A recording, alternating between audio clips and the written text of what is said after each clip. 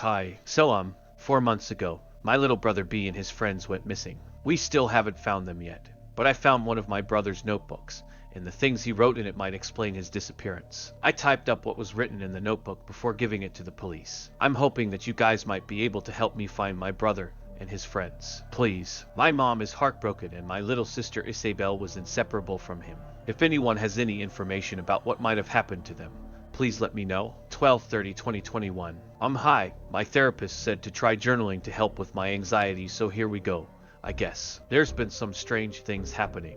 I've been seeing something outside my window, and I keep hearing things in the woods. I can't quite describe the sounds I hear, but they sound almost like skittering in the bushes and faint, distorted voices. The thing I see, though, scares me. It looks kind of like a deer, but its face is messed up. It's almost like it's been stretched out and bent, kind of like Tapir's face almost. But it doesn't have eyes, and its neck is weirdly shaped. It's longer than it should be and it has several odd bends in it, almost like it's been broken several times. Now, I should be telling this to my therapist, but I'm worried that I might have to go back to the mental hospital if I do. I've already been there once for trying to overdose, and it was awful. They treated us horribly and threatened to hurt us if we did something they didn't like. Now, I know that if my mom knew about how I was treated there, she'd do everything she could to make sure that I didn't go back. But I live in Florida, where I can be Baker's acted. So, none of us really have a choice if they decide to send me back. Anyways, my friends are coming for a sleepover. IGTG. 12/31/2021.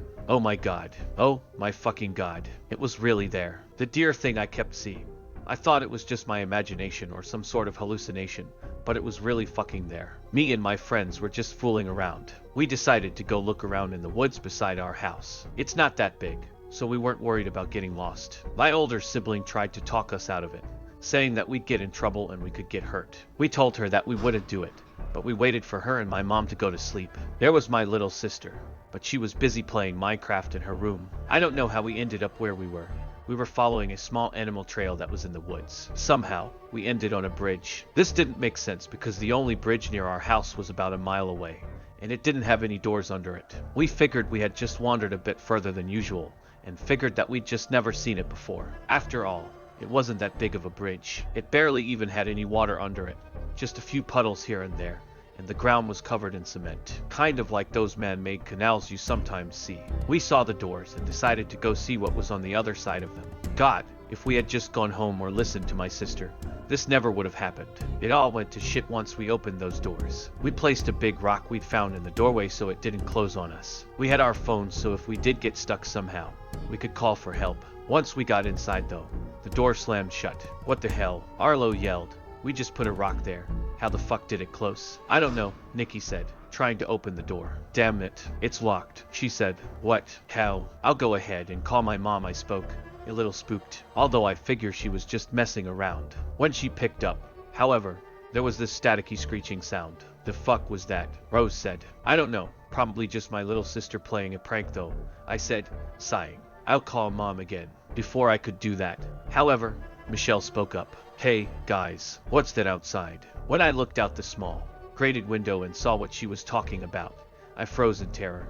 Guys, are you seeing the weird deer thing that I'm seeing? I asked, my voice trembling. Why, yeah, Arlo said. What the fuck is that? I'm not sure, but I've seen it a few times at night, before I whispered. Suddenly, the thing rammed into the door. Nikki screeched and Michelle yelled, Get back. That thing's face was pressed against the window from the outside, growling loudly. I frantically tried to call my mom again, but she didn't pick up. Come on, I yelled, trying again. Just then, Arlo screamed. The thing was squeezing through the window. What the hell? He was yelling. It shouldn't even be able to fit through. That window was only a 6 inches by 6 inches space. I ran to the door, finding it unlocked, but it was stuck. I managed to pull it open, and we ran. Michelle screamed. I looked back to see it rip her in half. Before I was able to run back, Nikki grabbed my arms and dragged me along while the thing started chasing us. It was clearly faster than we were, but it was staying just behind us, toying with us. It bit Nikki by the leg, dragging her back.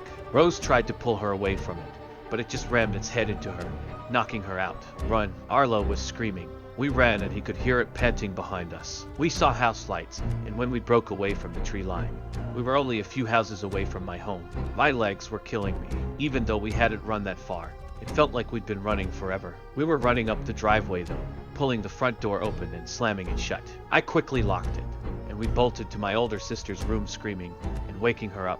"What's wrong?" she asked.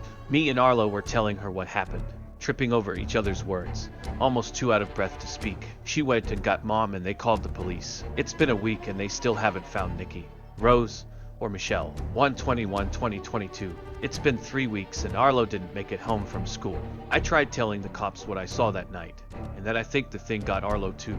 They thought that since it was dark and I was so scared, that my mind had made up the creature. I'm scared. I think it's going to come to get me too. I can still hear the voices in the woods. Only now, they're closer, and they sound like my friends.